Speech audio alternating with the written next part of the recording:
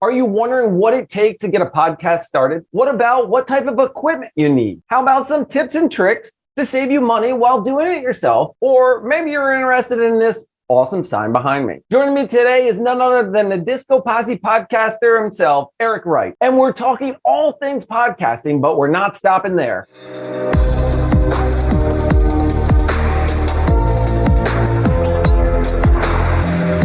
Welcome to the Daily Tech Show. I'm your host, John Myer. I started podcasting and creating video content over a year ago, going from a simple website, less than 50 YouTube subscribers, now to almost 1,300 subscribers, which reminds me of the usual stuff. Don't forget to hit that like, subscribe, and the notification. Plus, we're talking about my upgraded website, newsletter. Oh, and don't forget to sign up for that, swag, and a sponsor. Speaking of sponsor, how about we introduce our guest and get this podcast moving? Please join me in welcoming Eric Wright, the person behind Diabolical Coffee and DiscoPosse podcast. Eric, thanks for joining us on the show. This is awesome. Thank you very much. And I feel it's a privilege to be on this side of the microphone and camera and seeing your setup. Because, dude, you put the time in. And it's coming out both in the quality of the content, just like you can see the evolution of these early days. So it's exciting to be able to do what I can to,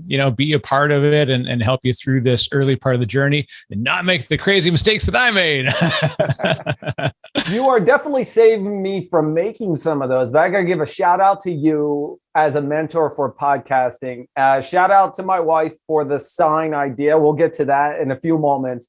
But let's start from the beginning and really what transpired over the last month.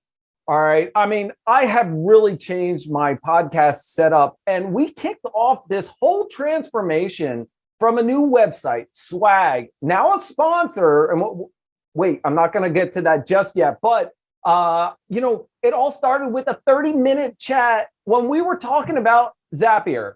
And by the way, Zapier is not a sponsor, but if you'd like to, please hit me up in the DMs. All right. Feel free to reach out. Yeah. You got to always throw that out there, right?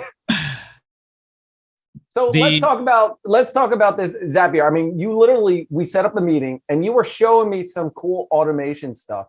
And go ahead, lead away with it because this is completely awesome. Yeah, this is for here. Obviously, we talked about this, John, and podcasters in general, and anybody that's doing any kind of, especially content creation. The best thing you can do is think about the workflow that you've got to do. If you're, especially you're an independent creator, we're doing this with full-time jobs, families. I mean, this is really hard to squeeze it in. So automation is the key to everything we can do to accelerate getting there faster. And look, I do this every day as a job. So it would be kind of silly for me, though it is ironic that for the longest time, I did a lot of this stuff manually. And then at one point I said, how can I have it so that when I click publish, and I just push that button, that I don't have to worry. I wanted to go to social media. I wanted to write a blog. I wanted to do other things. And so I researched different tools. I've used if this, then that. I actually had somebody on the podcast and they talked about how they're using Zapier for a bunch of things. About 19 minutes after I was done, I had signed up for the legitimate, paid version of Zapier because I dove in fast. And the result was when I hit publish on my podcast website, so a WordPress site, it pushes out to Buffer, it goes out to all my social media. It sends, when I hit publish on the podcast, it goes to a transcription tool called HappyScribe that I use. There's a veritable Rube Goldberg machine of craziness that makes these podcasts happen. And if you don't do that, we're doing all those steps anyways. Look, we talked about a lot there, but mainly why Zapier was important, because Zapier is like the connective tissue that says if something happens in this location, I'm going to do something else over here. And it's able to take information from one place and move it to the other. So I can do stuff like auto posting to social media. I can do auto posting of images. And so here's the funny thing, the tool often defines your workflow. You start the other way. Your workflow looks for the toolkit, and then you find gentle nuances. We talked about this ourselves, John, is that I now had to adjust my images because I wanted them to go to multiple social media platforms. But Instagram is super picky. I'm calling out you, Instagram. That's not cool. It has to be 1080 by 1080 or 1280 or like whatever, some goofy number, right? So I'm like, oh, it's driving me nuts. So what do? I'm like, all right, I'll make it easy. I'll use that for my blog image. And then all of the posts get the same image. So little things like that. But ultimately, what was it? Like Zapier was the thing that said look, I pay for the extra bonus. It's like $9 a month or something similar, but I use it for a lot of things and allowed me to do custom flows and a bit more advanced stuff. But you can use it for free. You can literally go to Zapier. Is it Zapier? I don't know. I don't even know how it's pronounced. That's how bad that is. Wait a second. Wait. Please comment down below. How do you pronounce this? Zapier, Zapier, whatever it is, it's awesome. But go ahead. I used to call it Zapier because it reminds me of the classic sort of old school pirate sword, a rapier. And I realized I probably shouldn't align with old pirate swords as a name. I'm like, they call them Zaps. I'm like, I guess they should probably call it Zapier. So yeah, but really this is everything that we do, in your job, in your life. If you can put a system in place that's able to help move through the flow. And this is ultimately, we talk about this in development and everything. It's increasing the consistency of outcome through automation of flow. It sounds so beautiful, doesn't it? It should be like waterfalls and birds chirping in the background. You can add that in post. So I think my Zapier is my CI/CD pipeline. All right. And this is how I equate it. What happened was I signed up for the free and I wanted to integrate my website into it. And my website was on Squarespace. And I'm not knocking Squarespace. It was awesome for what I was using in it. But I couldn't integrate the flow exactly what I wanted to do. And you were using WordPress. I was like, I got to do this. And the reason it is because I would go onto YouTube, post my video, and I would be like 3 weeks, 4 weeks behind on getting it onto my website. And then I'd have to post it on my website, do all the content manually. And I was so far behind. And then I had to get a transcribe of it. And I was like, okay, I got to go to social media. And I'm like, man, I am so overwhelmed. I'm spending an hour, 2 hours trying to do this daily, trying to get it. And I needed a way to simplify the method. And you showed me the Zaps. So I signed up for it. And I was playing around. And by the way, the free only allows you X number of Zaps before you have to go and transit. So I did the $10. I did the $10. And here's what happened. Now, I don't go to social media. I tested out social media, but I like to personalize mine a little bit more. So I do mine manually, which no big deal. I actually use HappyScribe as well. And what happens is I post to YouTube. It actually posts it to my website and it sends it to HappyScribe to get a transcript. When that's done, I QA it, and then I will just upload it manually to it. I am adding more Zaps, some other things I'd like to be done, but I have literally saved myself probably 30 to 40 minutes. Every time I post on YouTube, it's going to my website, updated like that. I've got my latest content available. I mean, it was mind-blowing. I was like, how comes I didn't know this? I need to update my pipeline to do this, and now it does it all automatic for me.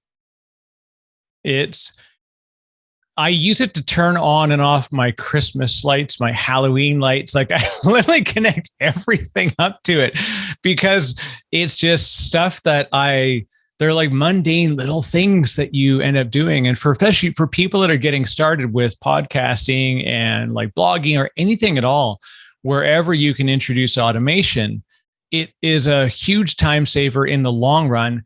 Because honestly, these are side hustles, right? We are doing this in free time, which I have very little of. I have 4 children, a full-time job.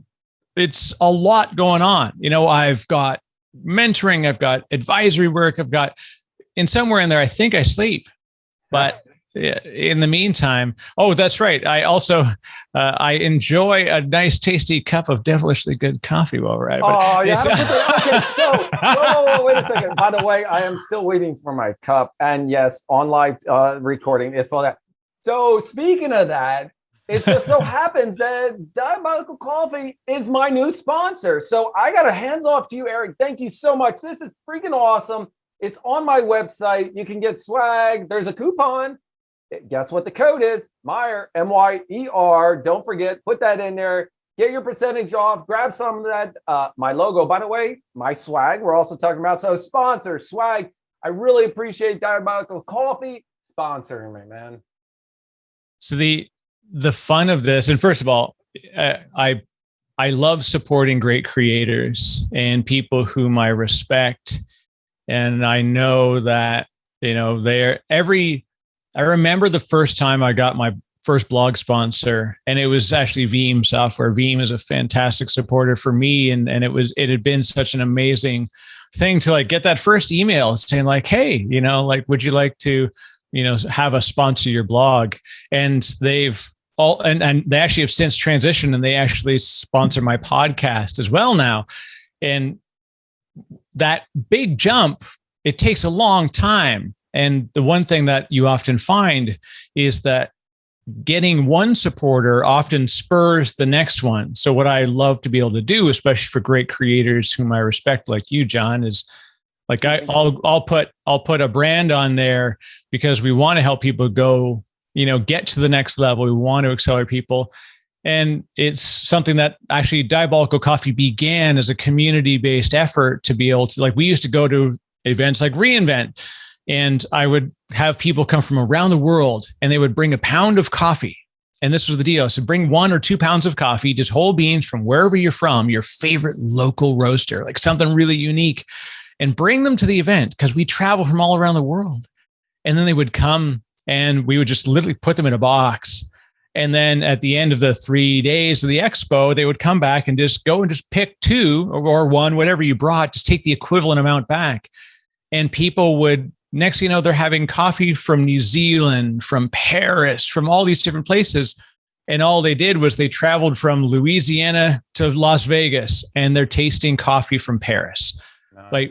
And then what I did was I actually started off, and it became, this was the original cup. So this is the OG Diabolical Coffee mug that I did. And I ran these as a campaign, and I said, well, I'll pay for the cups. And if I can hit the minimum for a print run, then 100% of the proceeds would go towards some kind of way to give back into the community. And as a result, I actually oversold what I was after. And again, I put in all the money to pay for the printing so that 100% of the income went right to people. And we actually sent 2 people to reInvent through somebody, a vendor covered their tickets. And then I, through Diabolical Coffee, paid for their hotel. And then Since then, we actually spun up the actual coffee store. So I actually have a roaster, a custom roaster that does my work based out of California. And plus we got the most awesome swag. Check that out, right? I got killer shirts, and it's a lot of fun. But and again, a lot of this money that we have goes back to giving back to the tech community, especially for folks that are underrepresented and don't generally have access. So that's it's always been near and dear to my heart. Thank you, Eric. I really appreciate that. I love what you do. And I didn't even know that whole backstory about everything that you're sending to people to reInvent and giving back to the tech community. So I'm glad you were able to give a shout out to that. And really kind of talking off of that, that's one of the transitions to my website. I launched my new website. Now it's 90% done. I still want to get the podcasting and the flow set up to maybe one of your favorite podcasting audio site, Spotify, iTunes, wherever it may be. But I'm still working on it, and we're trying to figure out some things. But I had to launch it because I wanted to launch the announcement of the website with my sign that I got back here. And Eric, I got to tell everybody how this came about and how you helped me not make a critical mistake with the coloring, with the lighting, with the paint, and all. So real quick. Anything you want to jump in there before I tell everybody all about this sign? Well, first of all, just to when you see people and they've got this incredible background, it looks, number one, amazingly professional. Number two, sometimes it seems inaccessible. And your story that you're going to tell will show that it is yes to the first and not to the second. It is absolutely possible, even with small things. Look, my own background here, I'm using a mirrorless camera, but I had a GoPro before, and I had a regular webcam. You don't even need that crazy stuff.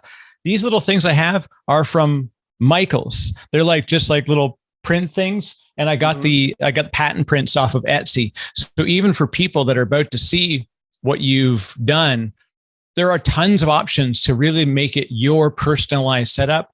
We don't need fake backgrounds. We can make legit backgrounds, but yours is a legit story as well. So real quick, I saw your release, what was that, an intro or opening video, and I recognized the patents from the video. I think you had them on the camera, correct? Yeah, I snuck them into the, I had to do some B-roll. This is the world that I live in now, John. I know what B-roll is. I had no idea what these things were until I started doing this craziness. Just that I noticed, by the way. So whenever another podcaster releases something, you want to watch it. One, for a real quick thing is you don't know what they're going to release, and you might have an idea. It might help you out, or you might find something and be like, man, how did he do that? And we're going to talk more about that in a second. But talking about this sign, I told my wife the background was really plain and I didn't like it. And she, was searching, and she came up with an idea of having a sign made, like something like this. And it was like $1,500. I'm like, no, sorry. Craziness. I'm trying to save money, not cost. What I ended up doing is we went to, I think it was Hobby Lobby. We got the lettering, and I just got a board from Home Depot, and I cut out everything, and I ran the LED lights all for $150. I mean, I put together this sign. The lights, you want white or do you want blue? How about green? How about red? I mean, I've got them all here. So this is pretty cool. The thing that I love about it is too, it becomes you have skin in the game to the process of making it. And it's special when you get to do this stuff. And as creators, like I never thought, I've actually had this recent real sort of inner battle on like words like influencer. And I've been involved in a lot of tech communities for a long time, and we struggle with this idea of like what I mean, technically influencing is sales, right? Like that's what salespeople are called. They're influencers. So the ironic thing is that people that are tech influencers and they say they're not in sales, well, that's literally the definition of the word influencer. But we're creators. And I think of this because I've watched more and more like YouTube creators and general content creators. And when they build their world, it's special. It's like there's a visceral difference in the experience of like building something like that. Even my tiny little things of just like going to Etsy and buying $6 prints and putting them on a $2 backing with my 2-year-old daughter doing the gluing for me, right? Like little things like that can really, really make a difference. And like you said, $150. That's a lot of fun, right? Like, and it's well within range for folks to do it. And it looks amazing. Thank you. So the 150 also includes the paint. Now, Friday, before I was going to rip everything down, you and I jumped on a call and I was asking you some questions, and I was starting to talk to you about, I'm going to rip it down. I'm going to paint it white. And you were like, cut me right off. No, John, you can't do white. It's got to be dark. I'm like, why? So before I explain why or incorrectly explain why, Eric, will you give the reason behind it? Because I'll tell you what, if I did not talk to you beforehand and I painted it white, I don't think it would turn out as well as it did. Yeah, this is a thing that I didn't know until I was seeing it in more places. And then I did a quick amount of studies. My father-in-law is a photographer, and when we moved into our house, he has a photo room. And he had a very specific paint that he wanted. And it was a low, like eggshell, flat type of gray, dark gray paint. And I'd asked, like, what was the reason for the choice behind that? And he says, well, it doesn't reflect. So obviously it makes sense if you're using flash photography, especially important, right? And this is why even like we're using different kinds of lights. And I've got lights that are in my room that make this so you can actually see me, but the rest of the room is dark. And my dark background makes it easier for me to do offsetting so that the focus becomes you in the center of the thing. Because your eye takes in a whole boatload of different things. About 1 trillion objects are continuously flying at your eyeballs. And you can only really interpret and manage focusing on one thing. So by all I imagine is going like this, watching my eye exactly. out of my eye. What do you mean? It's like Star Wars when they go to warp, So or is it Star Trek? I'm going to get lambasted for that one. Oh boy, going on before. That's right. Eric knows nothing about nerd stuff. So if you do a white background, then you'll get almost like the opposite, issue is that you're going to reflect everything. It becomes a bounce room of light. And it was something that I never realized. And then I see, like, sometimes you'll see people like photographers and they do this thing where they hold up like a little white card. And it's because it allows them to do white balancing against the subject so that the camera adjusts to the center of focus, but also balances the general light in the room. Anyways, that's a longer way to go. I literally knew nothing about photography until like about 3 weeks ago. And I had to dive in fast, but that was it. So dark background means if you put a light, it becomes easy to offset and it makes you, the human in the picture, the center of the focus. So Eric, I got to tell you, ever since I did that, the clarity of my camera, I'm watching myself on Zoom when I talk, and it sounds really weird, but I just can't get over how clear I am to the camera, the view, and my background. In fact, just thinking of that, somebody said to me today, they thought this background was a virtual background. I know, isn't that hilarious? I'm like, no, that's my real background. I'm sorry, but it looks freaking cool. The clarity, everything that comes across from it. I am so glad that we talked before I made the change, or else I would have had to repaint my whole office. Yeah, it's like funny lessons that, like little things when you look for, anything in any kind of community. The best thing you can do is ultimately go to the peers. The hard part is in this, like there's not really like a podcaster community, or if it is, it's mostly just people like, check out my latest pod. Like it's just a lot of people that are shilling their podcast. And I'm like the worst at shilling my podcast. I just put them out. And over time it becomes, more listened to, but I've never like kind of shoved it out there. So I've avoided the podcasting communities, but when I looked and I talked to more folks about like their tech behind it and look at just like everything we do, you look at professional videographers and there's tons of YouTube stuff. And they're like, hey, this is how I set up my key lights, whatever. And it could be literally a table lamp. So again, it's like simple things that are well known to persons other than us that we can find out. And they're accessible and actually relatively inexpensive when you look at things. You don't need to have a $7,000 camera to look good. You can literally do this with a webcam. Speaking of that, and I was actually just going to jump into your setup. So you've changed your setup a lot. I've changed mine, but that's not really what it takes to break into podcasting. Just a simple webcam and audio. People will actually forgive your video, but audio is really critical, I've noticed. I've been criticized on audio in the past using my webcam's audio. Then I have a podcaster that's actually off to the right, but I'm using a lavalier now because the quality just gets better and better and comes across, and I cut around a lot of background noise. And the reason I say and ask is, does it really take much to get into podcasting? Can I just get started? What is the process? I mean, you've been doing this for a while. I've been doing this for less than a while. It's a very small path to get there. If you think about, if you want to buy even a really good, decent grade microphone, my first one I had was an Audio-Technica AT2020. Now I use XLR microphones. I use like what a normal, like a band would use because I have a little mixing board. I was in a band. So this is the other. Hence the DiscoPosse podcast. The other virtual background stuff that you don't get to show all the time. Because I couldn't find a way to hang it on the wall. Eric, I was just saying, hence the DiscoPosse. That's right, exactly. There's a reason that the name came together that way. You can buy an AT2020 USB, and it plugs in. The other one is the Rode Podcaster. They're about, I think, $170, $160. They're fantastic USB microphones. Yep. It has a built-in pop filter.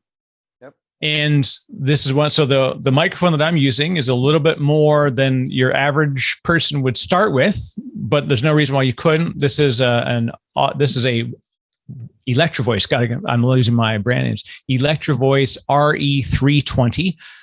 And I've got an RE20. So I've got all sorts of crazy microphones. If you actually go to DiscoPossePodcast.com, I've got a link there and it goes through all of my gear that I've got.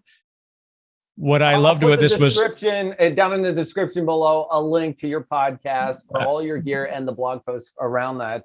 Also, if you want to take a look up here at some recent ones that Eric and I have done over the past from, his podcast that I joined. Also, we talked about multi-cloud or remote and hybrid work. So don't forget to do that. Also, I got to put this out there because we both need this as always. Don't forget to hit that like, subscribe, and the notification and comment down below on how well we're doing our podcast. Now back to you, Eric. There you go. Ding. You like that? It was all like scripted, but in your head, you just do it all the time. That's it. You get so used to it. Every once in a while, I'll do a webinar and I'll say, thanks for coming to on the next show, we're going to have like, oh, this isn't a show. It's a webinar. I'm like, whatever. But so that, like I said, the AT2020, something that there's lots of smaller scale options. A popular one, and I'm gonna go counterculture in this one. All right, flame me in the comments, kids. The the Yeti Blue is a popular microphone for a lot of people. I think it's really good for hand-to-hand combat and little more. It weighs about 17 pounds and it's really, really hard to place because it has the microphone arm it needs has to be able to hold up a Yugo of weight. And so anyways, it is actually a decent microphone, but it also is very ambient. It doesn't have a pop filter built in.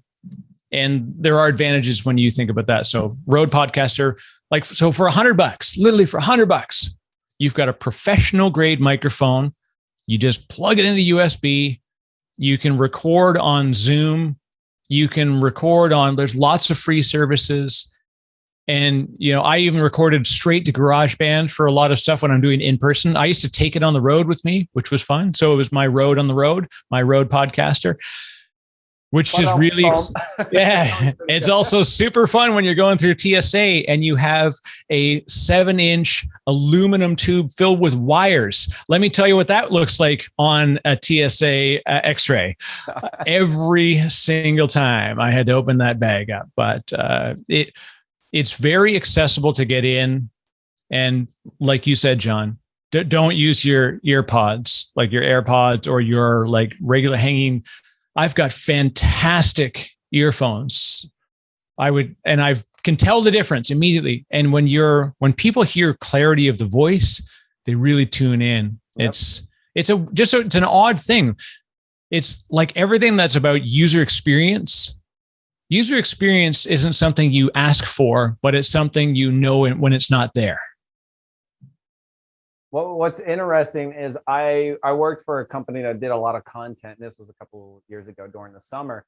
And I recorded my whole entire recording, realizing that I selected the wrong mic. And it selected my Mac mic. And I didn't realize it. I clicked on it. I was like, hey, what do you think of this?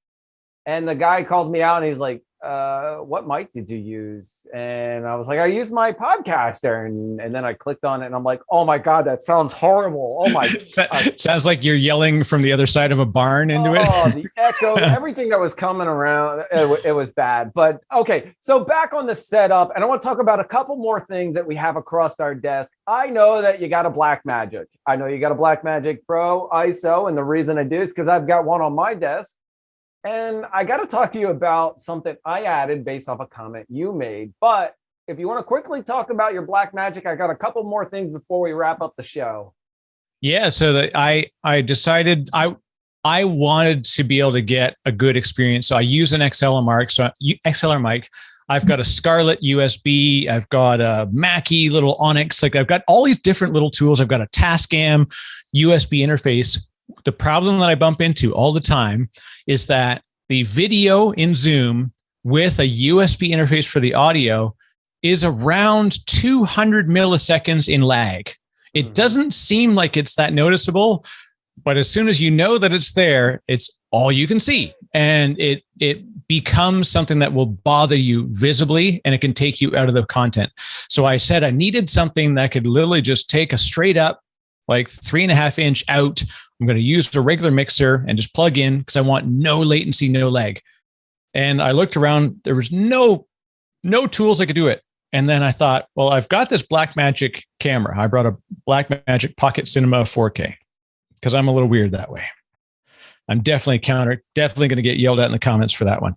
But I said, don't think you're the only one that's weird, but we'll but the ATEM Mini Pro was the perfect unit for me because it takes the HDMI from the camera, and it can take it from any camera. I've used it with a GoPro. I've used it for multiple inputs. I use 2 laptops to do webinars, and I do all of the mixing on the ATEM Mini. So I do the screen switching. So those people that are like, oh, I haven't got the plug-in for WebEx, doesn't matter because you can see my video. You're getting my screen share because I'm going to use the ATEM to do it all. And it does little things like picture-in-picture. There's some neat things. So I said, look, again, this was more than the average person needed, but it's what I required. It was, I think they're around $500 or $450. But the advantage is super easy, physical buttons right in front of my keyboard. So I can do things like I can fade myself out. I can do small things like that and camera switching. And it meets my needs because it has the audio in. So there's zero lag, always lines up.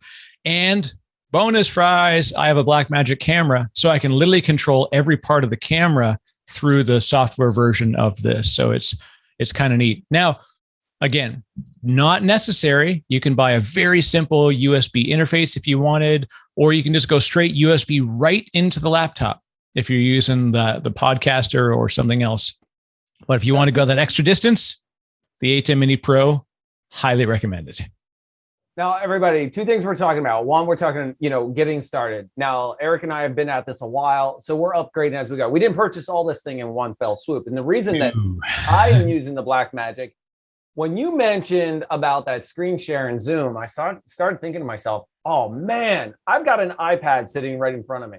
I have the adapter to the iPad. HDMI port goes right into my Blackmagic. Now I put presentations using my sidecar onto my iPad, and I have my pen. So when I'm doing presentation, I'm like, hey, you know what? Let's walk through that, and I'll flick it and I'll start drawing on the screen of this presentation, and I'll be showing it. And it really enhances that presentation. And we're like, wait, how did he do? Oh, wow. So now they're engaged and very intuitive. And real quick, I got to show something based off of DSLR's video I made. And yes, this is in my recording. I got to pull it out. Yes. That's the great thing about a lav mic. You can move around. When I move off mic, I totally disappear off the sound. You have no idea where I was because as soon as I go away, my audio disappears. I love lav mics for that. Dude, I was making a lot of noise. I hope you captured it all. Thanks to DLSR and his video, I actually have a full-on case. Yes, that is an LCD, all wired into an ATEM Mini. This is not the Pro. The Pro's on my desk. All the wiring's in there, and everybody's like, how do you access it? Well, guess what? Power switches are on the front. Close it in this nice hard case, some fans, and yes, folks, right there in the back, all HDMI, all the ports. This is a portable unit. By the way, I've been meaning to make a video around completing this, but I haven't had a chance, so I did it right now. Time to get on it. So that looks like something that you would see on the A-Team with Murdoch and a pair of pliers over trying to disarm it. But yeah, I thought my podcaster mic gave me trouble at the TSA. Good luck getting that one on a flight. I thought about that. I was going to bring that out to reInvent when I was hosting an event, and I was like, man, would that make it? Am I going to have to take the case off for them? And I'm like, yeah, you guys got to buy something out there. Okay, so 2 other things I want to talk about. One, I want to talk about family and family helping you out, because my kids are my inspiration around some of my YouTube videos and how they make them. But also, my wife has jumped in there and is now my QA and transcription editor. She's actually going through all the transcript and through the website and before I post them. So, that family help is crucial in order to make you successful. Let's touch on that, and then let's touch on some other help we can look for. Yeah, this is the classic thing of anybody, behind, that was the old saying that behind every man is a great woman, behind every man is another person, an amazing family, a world of support, a peer group in the community. And like my family, my wife and I both have full-time jobs. We've got young kids that we have to wrangle. So fitting it in is challenging. And when you can include them in the process and they're excited by your new thing, they really, really will embrace it and support you through it. Because we're asking a lot of our partners and spouses and friends and family to live with us while we do this crazy stuff all the time. But in the end, ultimately do it to bring focus to good things and to help people. And in the end, it becomes part of our job. I've been told over and over again that, like, what's the purpose of doing this stuff when you're doing it for free? And that's because all the things that I've done for free have become very lucrative, on the other side of it years later, because it builds personal and creative commercial relationships. It opens the door to the next job you've got. They're like, wait, you've got a podcast? That's awesome. We want to do an internal podcast, something like that. So, for my wife, especially, she does a ton of live streaming for work. She works at Veeam. She's amazing. She's VMIS 33. People always ask, is she going to become Mrs. DiscoPosse? I'm like, no, I'm going to become Mr. VMIS 33. She's definitely the incredible creator of the pair of us. But for her to get excited about what we do, and then we learn from each other, and it's a beautiful thing when you can share in that experience. I got to agree with you 100%. And with the family jumping in there, my kids love it. They like doing it. My son and I did a recording yesterday. I'm going to include it. I uploaded it to his YouTube channel because it's for him. And it was so funny. I sent it to you last night. You got a kick out of it. And I pieced it together real quick. The thing about these, and this is a funny one, we could actually, one day we'll actually have to have this discussion of being, a YouTuber, starting as a YouTuber and the sort of impact of the decision. And there's a lot of work that comes around it, but you can't just dabble in that topic. We'll spend a longer form discussion on that one for sure. Okay. Well, how about we do that in our next recording? We'll talk about being a YouTuber. What do you think? I like it.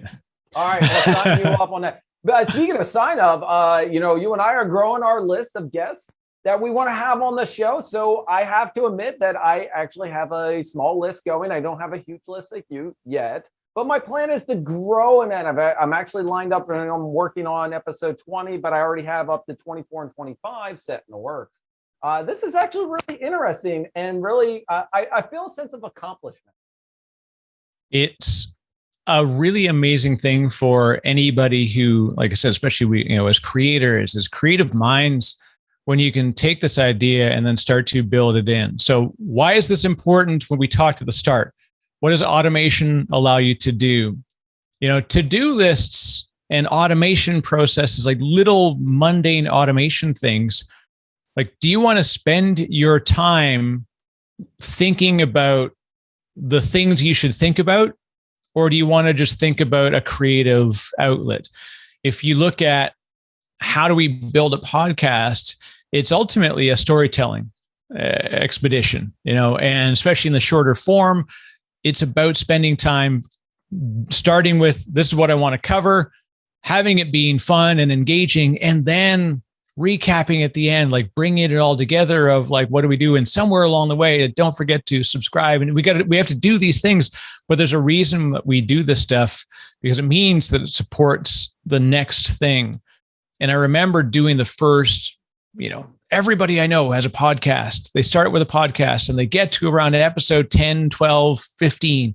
And then the wheels come flying off the bus because it's really hard, really, really hard. Or as the English would say, it's really difficult, because English is hard. And so it's also very difficult. If you don't have a plan as to what you can do to get over that hump and keep the flywheel going, it feels big. It feels accomplishable, if that's a word.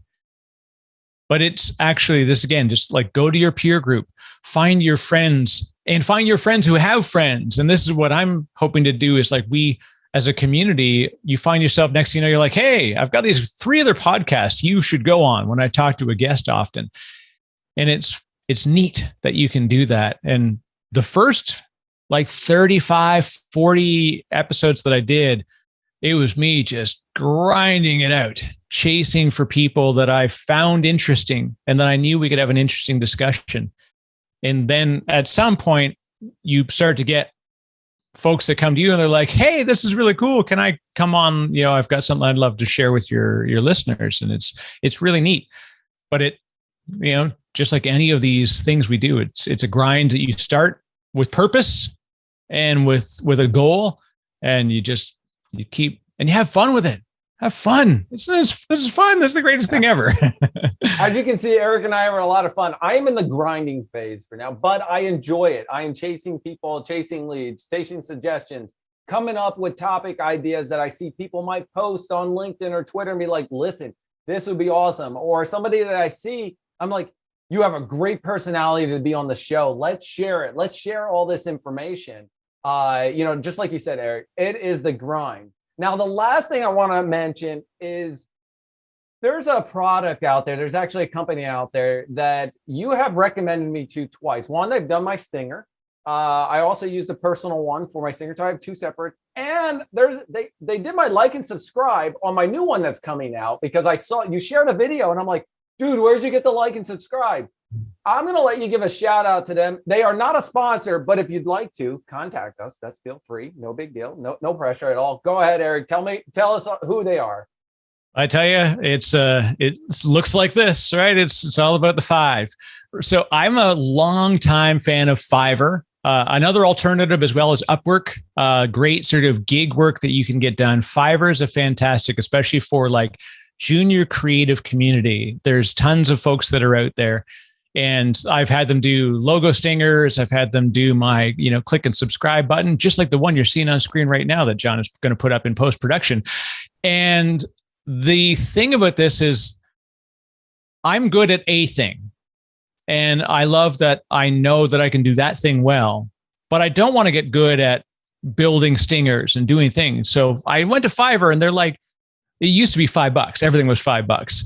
But just like the everything for $1 store, things are no longer $1. Inflation has happened. So Fiverr is more than $5, but I think it's like $17 or $12 for like to get a logo stinger. Super accessible. Again, why do I like doing it this way? Because I know that I could just go to somebody and said, here's effectively a template to begin. You got a $99 microphone. You got a decent webcam. You can buy, you just place the lights in your room differently. You don't even need to buy new lights. You go and you get a stinger done. You get an audio intro done. I actually have a link. I have a video that I did on how I did my own outro. I literally recorded it all myself. And I had a guy from Upwork do my production. And I actually used the WKRP in Cincinnati outro song because I'm weird like that. And it was a lot of fun. But this is it. So Fiverr, the place to go. Fiverr is so cool because no matter what you need, there's somebody out there that they're good at. And so just let them be good at what they do and let them do it for less money than you would invest in time yourself. The quality is excellent. The timing is great. They pump it out. They give you a really cool stuff.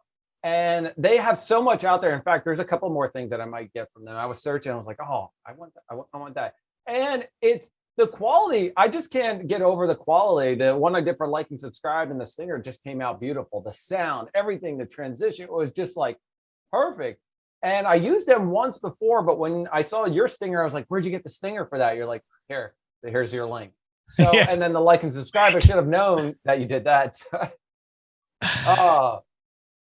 But the last thing I know, I and this is my favorite part because I'm taking you into my dark world of long form podcasting here, and you'll see these things happen, and the curve is interesting in that we look at how people stay engaged.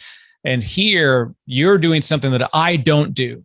that I want to be able to do, but I'm going to learn from you on it. So you can see below, folks, there's chapter markers, and those little chapter markers are really, really handy. So you can say, like, this is exactly what I want to see: microphones and stingers and long form podcasting and why it's a terrible idea. Like whatever the marker is that you're going to set on it, we're further into the process than most people would hang tight on sometimes for that quick, like sort of 10-minute, get in, get out, start, middle, end type of grab. But here, it gives us a chance to go a bit deeper. And because you're using chapter markers and you're doing things like that, people can get to what they care about.